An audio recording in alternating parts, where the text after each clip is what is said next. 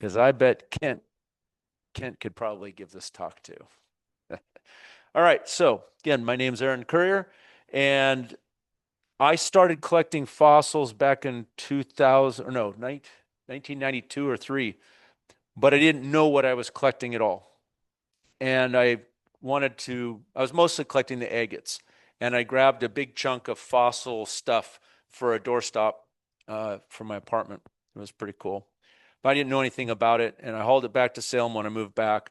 And somebody saw that when I went to WAMS. I said, I don't know what this stuff is. I said, well, that's 17 million-year-old fossils. And I thought, wow, that's really old. And I was still mostly interested in the rocks, but by 2001, I'd been to the coast enough after that, noticing there's different kinds of fossils in the Astoria Formation. I thought, I wonder how many different ones there are. So I started doing research on it and found the books, and I'll talk about these a little bit more in a while. But this book that I found from Ellen James Moore helped me identify stuff to begin with. And then I had the opportunity to meet her and go over what I'd collected because I wanted to do a presentation. That was leading up to 2001. And there's side stories that if we have time, I'll share, but she was an amazing person. And I had the opportunity to learn what I know now, at least on the mollusks from her. And then trial and error through these and people correcting and discovering new things led to this program. So you're going to do it that way? Okay, I'm going to, it's so I don't have to hold this. Hook it on the dinosaur claw. There, that'll work. Okay, so we can subtitle this a deep dive into the Astoria Formation, and my goal is to teach everybody at least one thing. That would include Kent. So Kent, when we're done, please let me know there's at least one thing that you didn't know. All right. I'm going to talk about the geologic age a little bit and the formation. How big is this thing, this Astoria Formation? And why is it named Astoria Formation when we're mostly finding stuff in Newport? What was the research that was done before me to know what everything is and guides for us to be able to follow? The locations where you primarily find the Astoria Formation fossils, what the fossils are that we're finding, and then references, which I brought a bunch for you to see or take pictures of as you need. So this is, I think, the only text-heavy slide I have, but I wanted to get the history part of it. I usually say 17 million years old when I'm giving the short version of the answer how old it is, but it's been dated at 15 to 19 million. That's our age. It's middle Miocene, so it's right there in the middle. It's not a time right before a major change or right after a major change. It's just kind of in the middle of this time frame, about 17 million years ago. And it's marine sedimentary rock, so we know it was formed in the ocean. And it's interesting when you're looking at the geologic part of it, the geology, and some people say it's siltstone, and some people say it's sandstone, and some people say it's mudstone, and others say it's shale. And it turns out it's all of those. It's a really thick layer, and depending on how coarse the material is, the sediments that made it determine whether it's silt, still thinking I can do it. Silt, sand, mud, or the shell, which is more like clay. It occurred in a real shallow water shelf environment, and it's off the coast. It wasn't where it is now. It was maybe 30 miles out, or maybe it's 10 miles out. It's an unknown distance, and the tectonic motion of the plates, it was pushed in and then pushed up. And the part I find the most interesting is the thickness of this. There are other formations that are much thicker than this, but in Astoria, it's not Astoria, in the Newport area, it's 620 feet thick. And that's higher than what we can see and lower than what we can see. So a lot of the top has been eroded away, and then there's the more recent Pleistocene material dumped on top. The Pleistocene terrace, the top layer isn't the same formation. So there was more before. This is a quick geologic timescale map for you to get a perspective on it.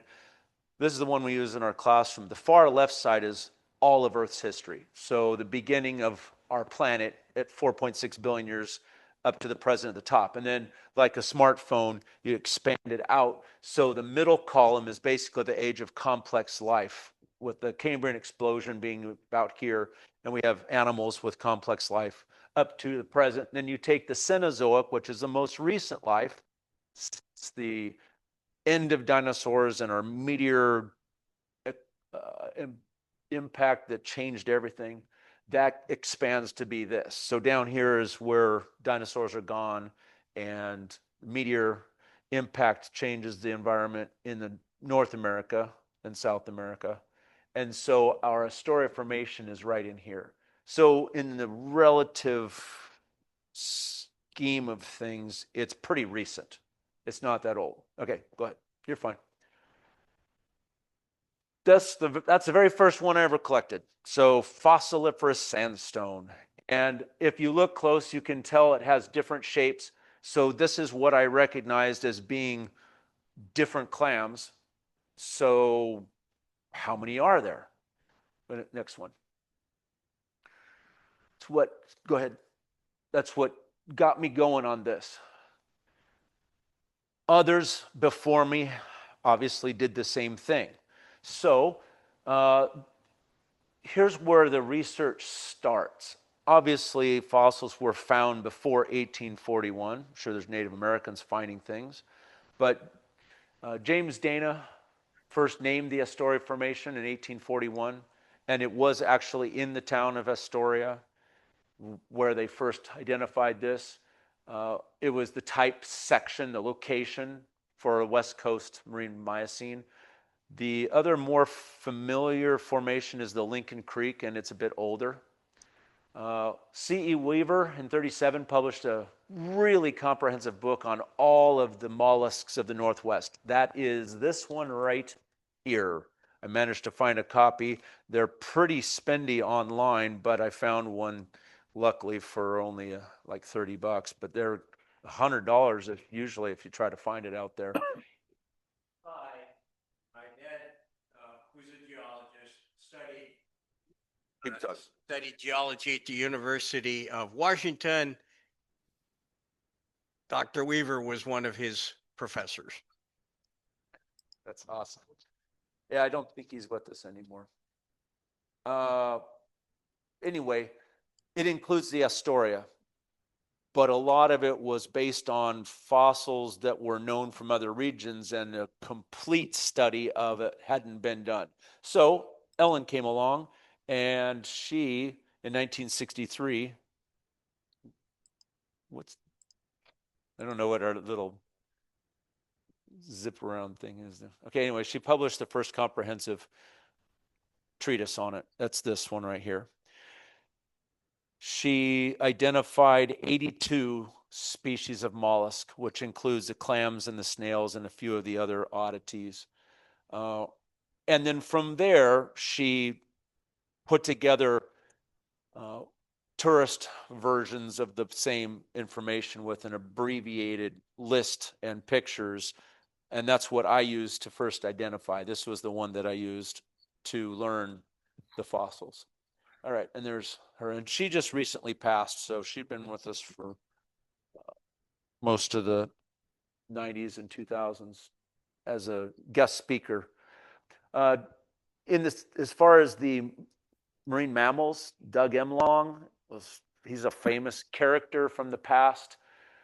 He's considered one of the most famous and gifted amateur collectors, and had just this amazing collection that was mostly donated to the Smithsonian, and then he was later hired by the Smithsonian to collect more and more and more and more. So a lot of what they have is because of him. And then Guy Pearson, after that in the 80s and 90s, contributed huge amount of new information and did research on the pinnipeds. And I think we can argue that Kent in the 2000s is probably the #1 collector of the Astoria Formation marine mammals. Probably the largest private collection, and it's awesome that he's opened that for people to be able to see them, but also is regularly donating them to U of O and the Smithsonian. So without that, we wouldn't know what's out there. So it's a lot of important collection going on. And so I got a chance, as I mentioned, to meet her. I got her to talk at a WAMS meeting. This was in 2004 or 5, no, 2002. And so it's great to be able to meet people who do the actual research, and she's what inspired this whole program in the first place. Next. All right, so this is the general area that I'm going to look at. The Astoria Formation, as mentioned before, does go up into Astoria, and actually some of it is in Washington as well. I've never been to any of that, and I don't know what the prevalence of different species of fossils are up there, so I'm not going to speak to that. And the Astoria localities are all completely covered with pavement and buildings, and so I don't know much about that up there either.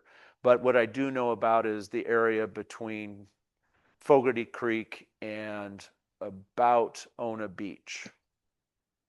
So that's what we're going to do. And now we'll talk a little bit about the locations of where I've done my hunting and we'll call it pseudo research. Fogarty Creek is really the first major outcrop of the Astoria Formation. I know I've seen some float in the Lincoln City area, and I'll show one of the bones of a Desmostylus that was found at Nelscott. But there aren't formations. That's float that's been moved around. But if you want to see stuff in the wall, Fogarty Creek is the first place from the north heading south that you would find some. Next slide. There are a lot of concretions in the wall. You can't dig this stuff out. I don't know that it's good enough quality, but it's stuff you can see. This one in the slide is on the right is a rib of a whale. And I don't know how far it goes in, but it was in the wall. And so you can see those there. The one on the left is just a mix of the sediment. That's all Astoria Formation. So as I mentioned before, whether it was shale or sandstone or mudstone, I took that picture because I think it has all of it in there. Next slide. Johnson Creek is the next one as you go south. This one is accessible. When we were collecting there by a ladder, it's north just a little bit of Beverly Beach. You can hike there by the sand, but it's a small creek. And in the creek, there's really large concretions. And when we would split these open, we would find a scallop like Robert showed earlier, and that would be in the middle, and it was surrounded by all these mollusks, and I was calling them wreaths. And so it's kind of a neat place, but I didn't find too many small fossils. They're all really big ones. So you got to be prepared to haul that out. It's kind of treacherous climbing. So it's recommended if you want to get those really big ones. And I'm going to guess that Nick either got that one from Johnson Creek or the other place with the large concretions like that is at Starfish Cove. So anyway, you can see in the picture that there's these really large concretions and almost all of them have fossils in it. They're just really heavy. Next slide. So there's another example of them. I think in that one big piece, it's about 2 feet wide. I think I counted 6 species of clams in just one rock. Next slide. And you can split some of it apart with a rock hammer, sledgehammer, but you'll lose some of the shells, so you got to be careful. This is one that was split, and you can see there's a snail here. That's a Macoma. There's that's a Macoma. There's 2, 3, 4, 5 different species in just one rock. Next, Beverly Beach. It's a little bit further south. There's a lot more interesting stuff in that. There's more variety falling out of the wall. So I looked around and through here. That's where I found the brachiopod. next slide. I think it's in the next one. No, that's the, okay. So Beverly Beach is most known for the scallops. I'll talk about the species in a minute. It's Patinopecten perpetualus, and it's pretty much the only species of scallop in the Astoria Formation. The Fulcanus is very rarely found, and it's mostly in the Nye. So I have a theory that I'll present in a minute on that. But they get quite large, as you can see from the example Robert brought in. This is one of my favorite finds. It's a brachiopod, Hemithurus. I didn't know we could find brachiopods in the Astoria Formation. So you just never quite know what you can find when you're looking for the small stuff. There are, like I mentioned, 82 species identified of mollusks. This isn't even a mollusk. This is a brachiopoda, is a completely different phylum. And so, yeah, found a brachiopod. I was pretty excited. I don't recognize that clam. The concretions are fun. I call them cannonballs. They're nice big ones, usually really round. You can break those open, and you rarely find crabs. That's what the guys were looking for earlier. But the larger snails oftentimes are in the middle. I'm waiting to find one. This one I found at Beverly Beach, and I hauled it back and broke it open, and it's just a small clam. I was like, man, I was so disappointed. And the other one I'm not going to break because I just like the anticipation of what it might be. But they're really nice, round bowling ball size. They're almost perfectly spherical, and they form that way. When the tide is low and the sand is out, there's a spot just south of Beverly before you get to Moolock, and Kent's been there. And it was like Cannonball Alley. There was a whole bunch of them, and the tide waves were really coming in fast, and I didn't have a way to carry any of them out. But almost all of those have got to have something in it. I don't know if they're clams or crabs or the big snails, but Kent, have you ever seen it like that? A few times. Yeah. Have you It ever could be. cracked any of those open? I don't usually bother with those because it's just too much work. Yeah, they're really heavy. You see them coming out of the wall, and you can't dig them out of the wall, but the ones that fall out at a -3 foot tide, yeah, you can find them. If you ever find Beverly Beach or Moolock like this, you know you're going to find stuff. This is prime stuff, prime rock season. Uh, Next, yeah, just south. It's there. Yep, yep. No, nope. We're not to Moolock yet. This is the area that would be where that fire access. There's a little gravel road. So Beverly Beach is now pay to park. Yeah, and then you walk under the bridge and you go north for what I was showing you before. If you go south, you got to go a little ways before you hit the rocks. If you drive south of the park, there's a gravel pull out on the ocean side and a gravel large rock quarry rock access that you can't drive down, but I think emergency personnel can, and Kent can do it. And that's not Moolock. That's the very south end of Beverly. And then once you get around that edge, then you're at Moolock. And so this is north of Moolock, the very south end of Beverly, and maybe Kent's drawn the line someplace different, but that's where I refer to it. So you still find the same large pectins here that you don't find as big of pectins down at Moolock. You can see stuff coming right out of the wall. So as you go along the wall, although you're not collecting it, you can see all sorts of really cool things. So take a look at the geology as you are looking for things in the sand, right? Usually I talk about concretions and breaking those open. You guys mostly know about those. Go ahead, Greg. Sometimes there's the scallops, sometimes they're snails, sometimes they're clams. And the problem with breaking them though, and for people who this might be new to, if you use a rock hammer to break them, you'll usually break along the line of least resistance, and that's the outside of the shell. but you often split the shell. So like with crabs, once you have the orientation of where you know it is, it's better to use air scribes to go in. On the other hand, most people don't want to spend 15, 20 hours on a clam. So, so you gotta, it's a trade-off. You gotta decide, are you just gonna break it and see what it is? And when you break the scallops, you tend to break them on the inside of the shell as opposed to the outside of the shell. Next slide.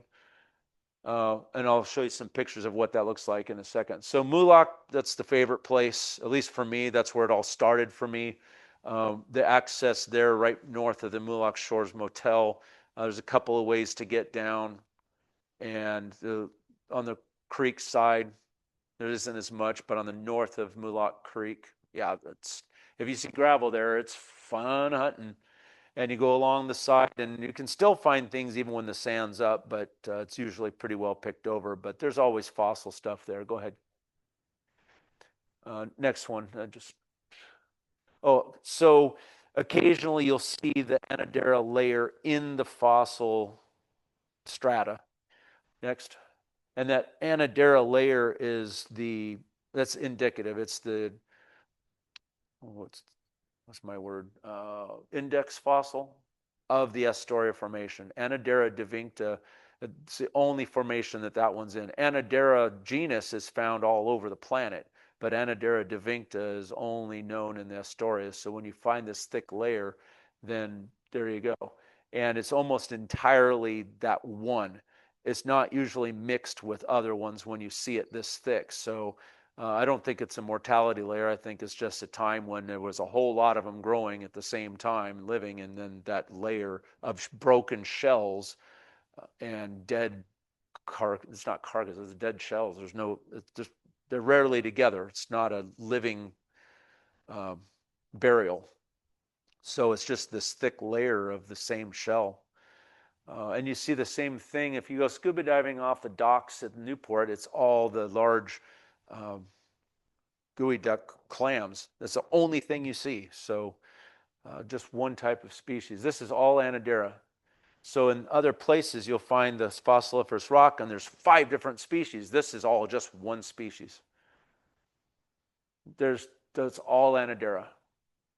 And it's basically a cockle. And we have them, they're bay clams of sorts. But when you find the ridges, it's the only one that has ridges, and you'll usually find just those. All right, next one. This was just fun if people find themselves on the beach and they don't have a hammer. It was just, go ahead, next one. Pam was breaking it down, and she didn't bring a rock hammer, and she ended up with about 20 clams, and there was, I think, 6 species in that one, and there's some snails. So, yeah, you don't get the best product, but you don't need a hammer to get them. That's how I got that scapular.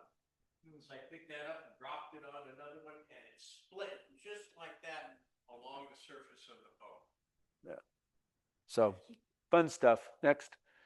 And then there's the big pieces. These are what Kent's hunting for.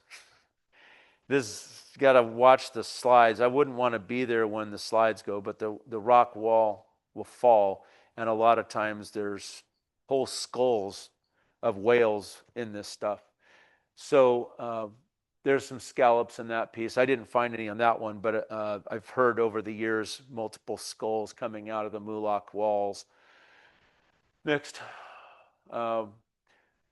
The point of this one was to let people know that if you find it loose and it's within the tidal zone, you can just pick it up. So one loose on the surface is fair game, but you can't dig it out of the wall. Next. Next one, that's just stuff in there. This is one of the more rare ones. I'll mention the species in a second, but this one was just found laying loose in the rocks, and it's Trophon. That was one that was sent. And then you're also looking, in addition to the special ones, you're looking for the bones, and we'll talk about in a second. This is one that somebody brought in. They weren't sure what it was, and so I showed them. Next slide. That was a cross section. They weren't sure. So you're going to see things. The point of these slides is you're going to see fossils in different stages of wear and tear.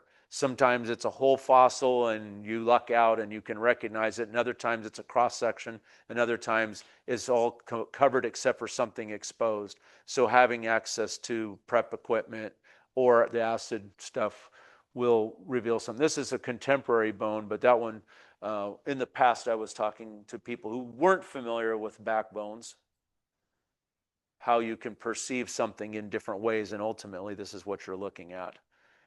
It's a backbone of a whale. Yeah. And it's a juvenile. Yeah. Okay. And if you keep looking and looking and looking and looking, then you end up with what Kent's got. So I borrowed that picture of you. I hope you don't mind, Kent. That's with Kirk Johnson from the Smithsonian. And yeah, there's significant things still to find out there. Every day something shows up. All right, next. And then you start looking for specific things that are unique, not just a regular bone. We can find bone here and there and fragments and stuff's worn down. But when you start seeing patterns, then you start recognizing that there are different species, different types of animals. This one here is part of a jaw. People bring these in to have them identified, and they're not sure what they are because they're seeing a cross section of something.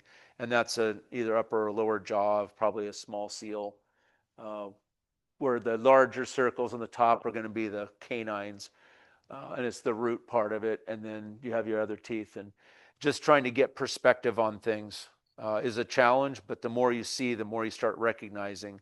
And you have to think abstractly when you're identifying these things. Next one. Still sticking with Mulak, if you're familiar with the agatized snails, there's really one spot where you find the agatized snails prevalently, like a lot of them, and it's right near here where these sunken, they're not really sunken, they're buried roots from trees. This was a time, the trees were living at a time before the last or a previous tsunami came in and the ground lowered and killed off the trees. So they're the remnants of a forest that was above sea level at one point, and the ground dropped, seawater killed the trees and got buried by sand. But coincidentally and at a completely different time, the agatized snails are right about there. So it's sort of the landmark for finding them. And they'll polish. I don't polish mine, but you can find some that are truly agatized casts, and it's hard to imagine how that happens geologically, but it's going to be deep under the sand for sure. Next one. This is Lyricassus that was actually agatized. That's the nicest one I've ever seen that was brought in for yeah, it's about 2 inches high. It was a smaller Lyricassus. They get to about 3 inches. This was about 2 inches. Mulak on a beautiful day.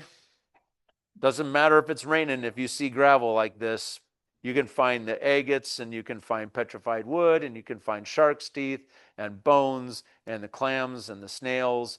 And yeah, that's my favorite right there. Yeah, that's from the, yeah, they have stairs. Yeah. Yep. Head south from there about 4 miles. You could walk it. Maybe it's 2 miles, 2 to 4 miles, something like that. I don't remember. I've never walked it. And 68th Street is a completely different setup, but it is still the Astoria Formation. I rarely ever find the snails and the clams there. Along the edge of the cliff wall, you'll find the dentalium, which are the tusk shells. But more importantly, this is the bone zone. I'm aware of 8 skulls that have been found in this area, and lots of bone. It's great. Whale bones. It might have been a pod that got stuck or something. I'm not sure, but at least 8 skulls from this spot. So if you want to hunt for bone, and it's almost always rocky, it's been picked over, so I would go after a storm. But there's always lots and lots of rocks to look at. No agates. I never seen petrified wood there. Just bone. That's it. Concretions, and that's where that That's where that big whale back came from. Oh, yeah, whale bones. This is the bone zone. That came from there. That was a juvenile Cophocetus whale. It's a baleen whale from the Miocene. It's just the rostrum. I've got two of them from there. One I found, one was given to me. So it's that section. It's not the whole whale, but there's skull parts. If you get a part of a skull, you know you got a skull. All right, next. Starfish Cove is a little bit further. It's all the way down. It's the equivalent of 55th or 54th Street, just before the lighthouse. The lighthouse is at the end of that outcropping. This is a great place to look for crabs. This was the first place that I found a crab on the coast. I got a Mercy. It's in one of the upcoming pictures. Pine cones are found here. A lot of teredo wood is here. A lot of bone material. I don't see too many in the form, too many mollusks like the other place, but it's a fun place to look. It's just a little treacherous to get down to it. Next slide.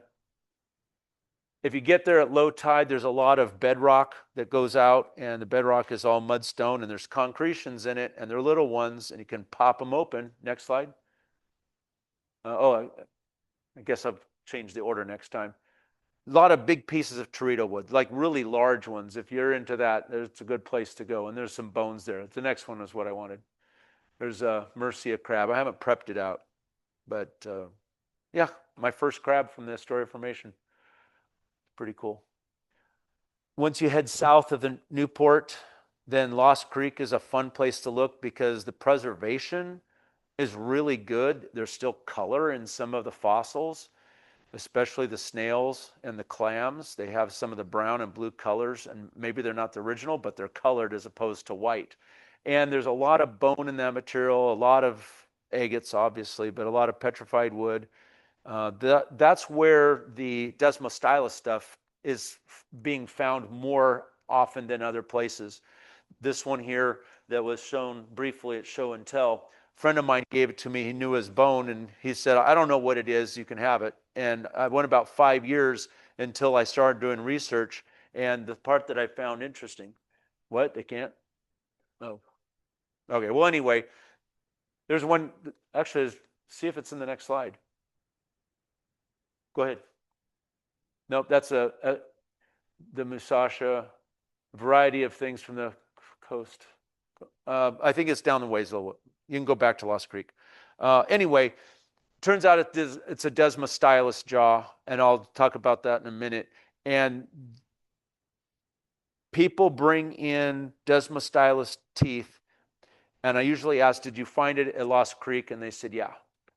It's almost all of them. Almost everything that's Desmostylus comes from there. Now, I'm sure that there's Desmostylus stuff that Kent's found at Beverly and at Moolock, but most of the time when people find it, they're finding it at Lost Creek. All right. I'm not going to go over all the names. Each one of these has a different name. The club put together a poster that identifies all these. This was the fun part early on, was to try to figure out how you identify all these. Next slide. It's all the different kinds of clams or pelecypods. This one I want to point out because it's always interesting to identify these because they're the most common that come in besides the Anodera. Almost always kids are bringing in the Anodera because it's the easiest one to find on the beach. But the other ones are, we'll call them steamer clams. There's the Chione and the Catherinella. And what? And you can tell the difference because of the luneal. So there's a little heart right on the valve of the Chione, and you can see the shape on it. So usually look right there, and if you can see that part of it, then you can say, well, that's the Chione encephera. And I've memorized the names over the time, so it's funny when I say, well, this one here is a Catherinella, and this one here is an Chione, and how do you know that? And I said, well, it's the luneal. So each one of the pelecypods, which is the fancy term for clams, they all have something different than all the others have. So once you learn what each of those characteristics are, then you know what they are. There's not very many that are the same looking without one specific diagnostic part to it. So that's just an example. Next. I mentioned the Patinopecten propetulus. This is a fun one. People bring in the fossil scallops to be identified pretty regularly, and I have a theory about Patinopecten versus Vertipecten. And the Patinopecten is this large one. It's the one that Robert showed earlier. It's in the slides that you're seeing here. And by the way, the one in the upper left is the first one I ever prepped that was the outside of the shell, and I just used a regular Dremel engraver. Anyway, the bottom ones you can see they were broken through the middle of the shell. The upper ones are prepped from the outside of the shell, so you got to decide how you want to present them.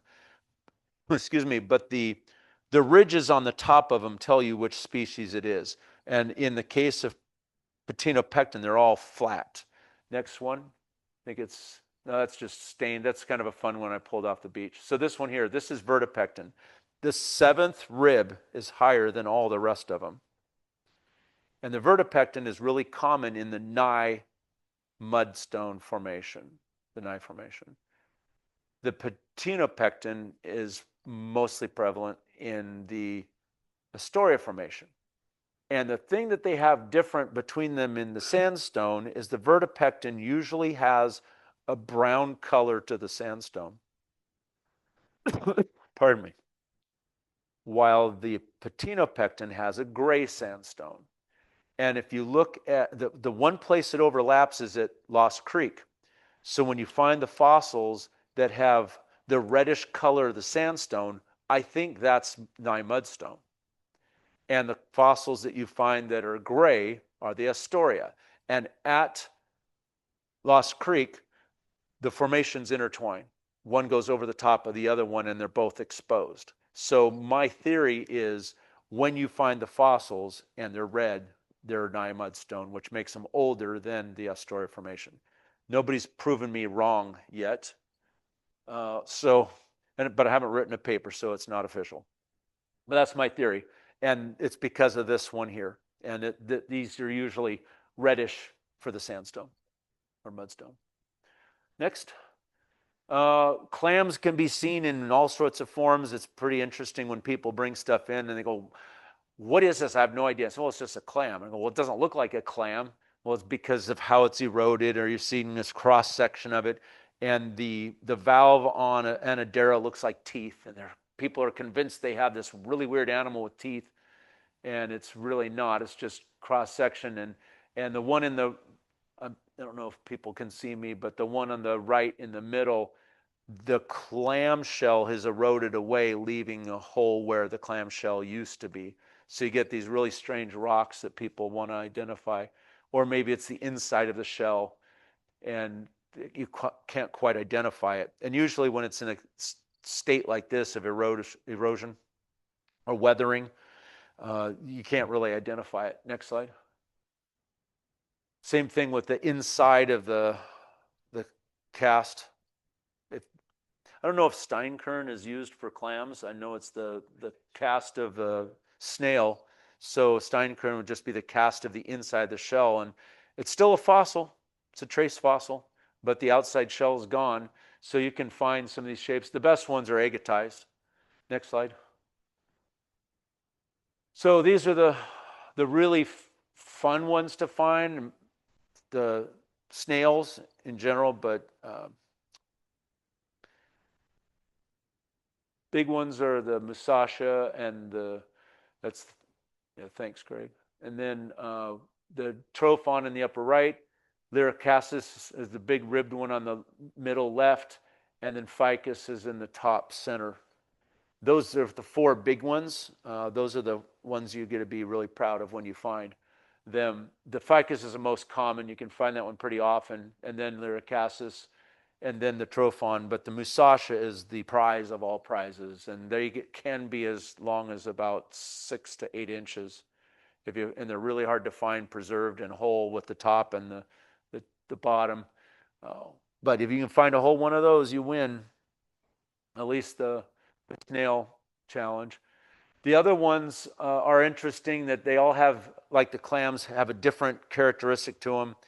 And If you ever want to know, I can teach you how to figure them all out. But there's as many big ones as there are small ones.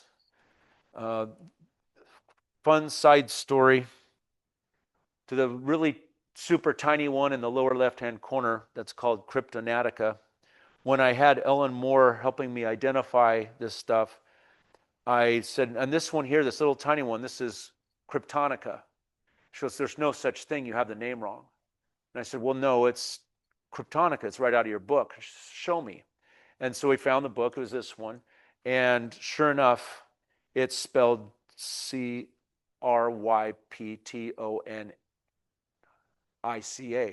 And she goes, well, that's a spelling error. It's Kryptonatica. And she had this for a longest time and never caught it. And I memorized it by the wrong name.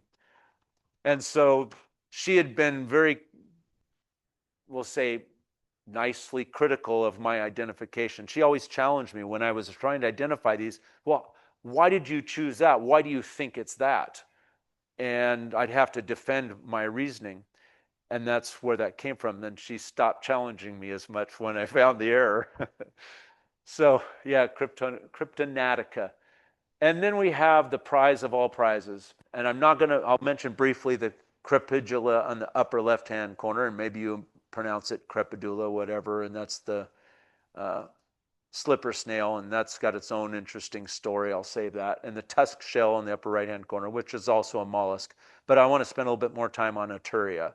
Astoria is the prize of all prizes. If you put all of the mollusks out, this one is higher on the list than everything else, rarer to find in the Astoria Formation. I was talking earlier with Scott, you can find it like crazy in the Lincoln Creek Formation. It's older, it's been around for a long time, made it through various time periods.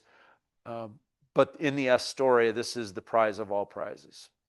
And it was Ellen Moore's favorite. It was her license plate, Astoria. And I've never found one in all the years I've been hunting. She told me the odds of finding one are about 1 in 3,000 trips to the beach. You'll find one. And people have shown me over the years, I've had people who've cut it and got the inside. You can see that it's sutured like a nautilus. It's related to the nautilus. Sometimes it's agatized. Go ahead, next slide. And the one that was brought in that Dan had produced and you prepped it, Greg prepped, that blew me away. I've not seen the outside shell. Usually it's worn off. Maybe you see bits and pieces of it, but this one still had the shell on it. And it does have, on the computer, you can see the iridescence. That doesn't show up as well on the slide, but on the computer, it's sparkly pretty. Yeah, it's amazing. And the etching on that, do you think that's from animals or is that just natural erosion or weathering?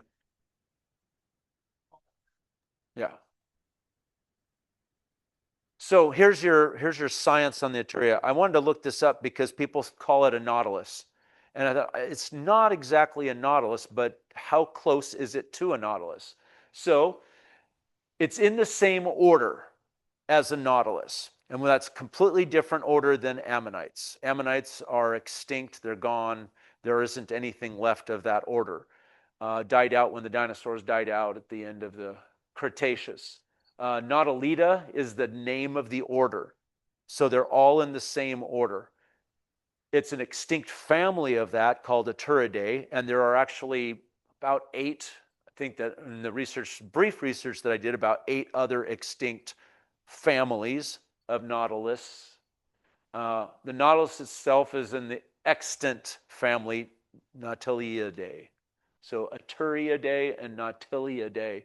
Asturias are completely extinct, and they're a branch of it from the same order. So it is a nautiloid for sure, and not related to ammonites until you get to like a much higher order of cephalopod. Not order, I mean cephalopod would be phylum.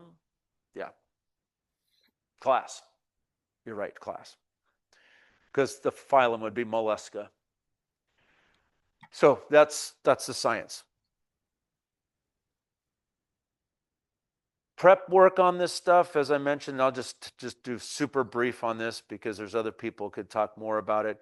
I start off just using a Dremel engraver, $20 deal from the store, and it works fine on this stuff if you're not looking at detail.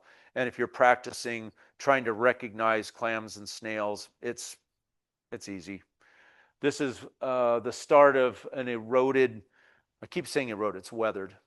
It's a weathered trophon. Go ahead. I worked on it, prepping it out, got some of the shell, and turned it over, much like Robert did with this one, and there's a fish vertebrae on the backside of it. So you never know what you're going to find when you're working on this stuff. Next. So then I got my first scribe and started working on whale vertebrae stuff. I didn't use the etching process to do this. I hadn't learned that yet, but I did my first air scribe work on somebody else's whale vertebrae. He was very thrilled with it, so I thought, okay, I'm doing all right. So it works. Next. Clams and snails and whales aren't the only thing you find. You can actually find leaves, which is interesting because it's the ocean. Why would you find leaves in the ocean? Plants grow on land. And yeah, leaves also fall into the ocean. So fish, that's fish parts, gill and spines and vertebrae. And the fun thing about this is, I can't remember the order, it's been long enough, the order of events, but I think there's an interesting history of identifying the fish roughly, and I think it was Bill Orr that called everything rockfish, and Kent's like, no, it can't be rockfish, it's not rockfish. And almost everything we find is tuna or something like that. It's fish, it's rockfish, yeah. Sharks are more fun to find, but way more rare. Do we have megalodon here? Yes, we do. There's megalodon fossils on the Oregon coast, but they're not like the ones from the East Coast. Our megalodons lived in the Miocene when megalodons were much smaller. They evolved to be the large behemoths that they are known as on the East Coast. If they did that on the West Coast, the fossils are not preserved. But we occasionally find megalodon shark's teeth, but they're much smaller. Victor Perez, who's a specialist in this, confirmed that what we have, and Kent's confirmed his. I think the upper left one is Kent's. They'd be micromegalodon. They are micromegalodon, yes. Oh, mine's Yeah, a round one. they're about the size of the largest great whites are now. So the megalodons during the Miocene were the size of great whites, and they evolved to be much bigger. Next. This was one that was brought into FossilFest by a 12-year-old. And he laid them all out and said, I found these at the beach. And I said, okay, what beach? And he said, Moolock. We were at Moolock, and I picked it out of the wall. And I said, okay, well, that's against the law, so you're going to have to hand this over to me. I'm going to confiscate it. And he said, no way. And I said, do you know what you have there? And he said, it's a shark tooth. And I said, do you know what kind of shark's tooth? And he said, a big shark tooth. And I said, yeah, it's a megalodon, I think. And so I sent the picture to Victor, and Victor sent back, yeah, that's a megalodon. And it's got the original enamel, and it's white. It's like, you don't find that on the East Coast. The root's gone, so it's just the blade in it. It was, there you can see the quarter. It wasn't really big, but you can see the serrated edges on it. It was about that big. And it's with fossils from they're fossils from the Astoria Formation. It's Bruclarkia. So it matches. So they're there. And that's just kind of a size comparison. It is a little guy, megalodon. The big ones are East Coast. Ours is smaller. Next one. Okay, that's the one I was showing earlier. That's the one that was given to me. That's one of my favorite things. I've decided that Desmostylus is my favorite creature. It's crossed between a sea cow. It's like loosely related to a manatee, but it had limbs like a sea lion.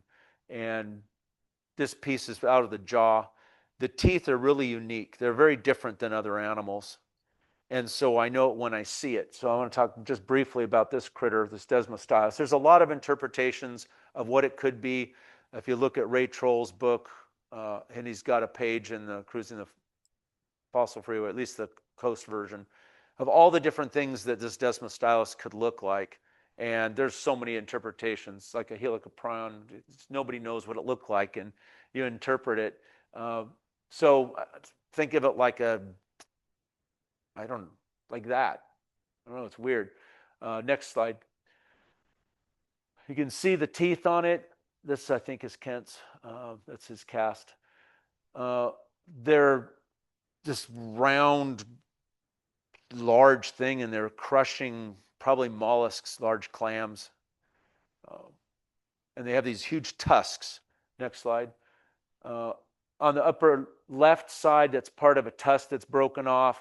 The right side is a set of teeth. There's 4 teeth there, and it's just been weathered away.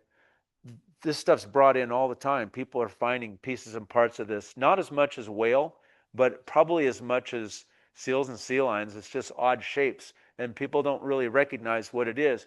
But whenever you see that large part exposed, that's part of the tusk. Next slide. There's a tusk. That's the one from Nelscott. Somebody posted that. What the heck is this? And it was just in the float at Nelscott. And there aren't formations exposed in middle part of Lincoln City. So, but that's what that's a Desmostylus. It's the tip of its tusk. Yeah. Next. That's an interpretation of it. Sort of hippo-like ish. They're probably spent most of the time in estuaries. So 1 in 1,000 fossil bones are probably Desmo bones. That's sort of the estimate. Most of them are whale, or they're not identifiable. 1 in 3,000 trips to the beach is an Astoria. So what's the odds of an Astoria attached to Desmostylus jaw? Next slide. This was brought in 2 years ago to FossilFest at Newport. And as soon as I saw the round thing, I knew that's part of a Desmostylus jaw. It's a real large one. It's part of the tusk broken off in the jaw. Next one.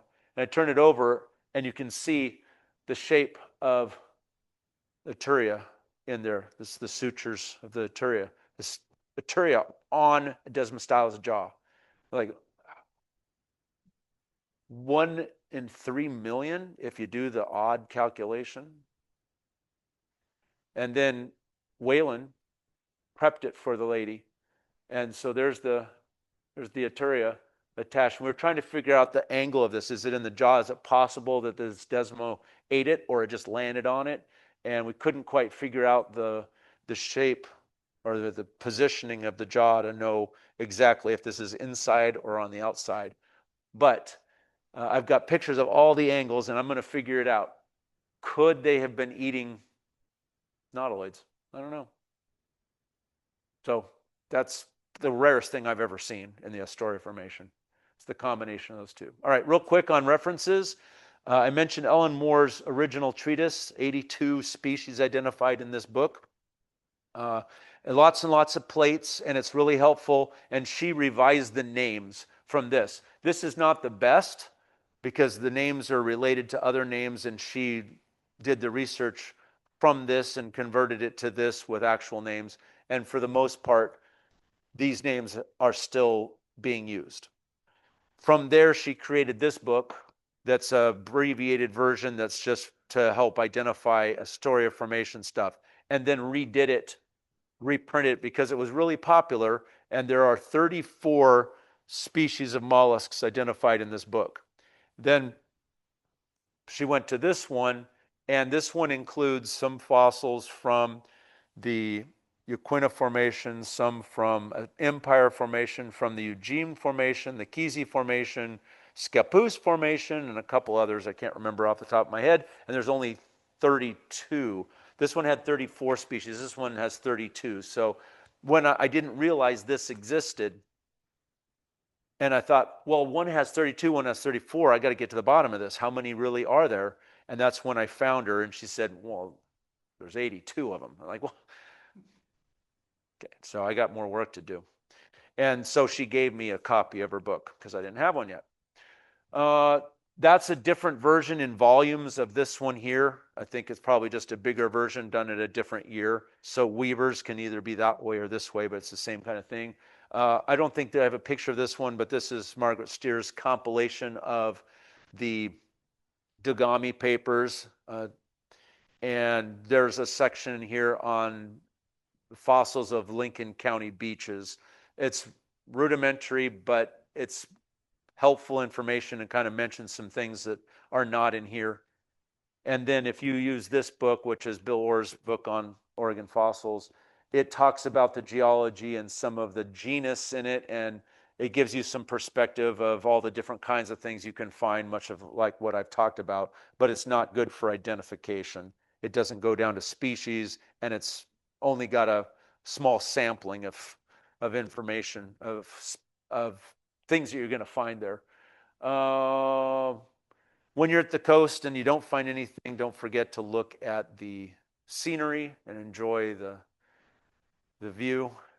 And thank you guys for your attention and your interest. That's it.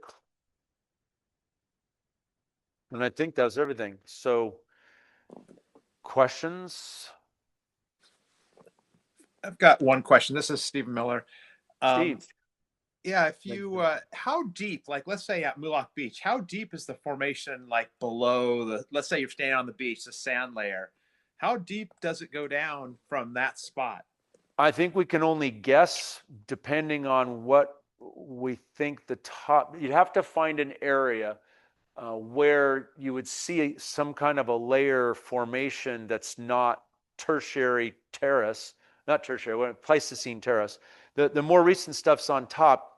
So I don't know if the top of the formation was eroded first and it's gone, and then the Pleistocene was put on top of that, or is there a cap to the top, and from there you would measure down.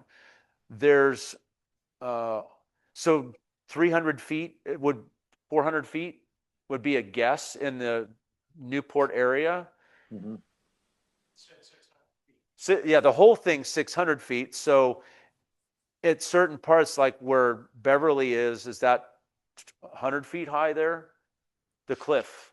So you take the cliff if you just go to, let's say, Moolock, and the highest part there, if that's 100 feet high, then it's going 500 feet down. Right. If you're further north, maybe at Fogarty, you've got 50 feet up.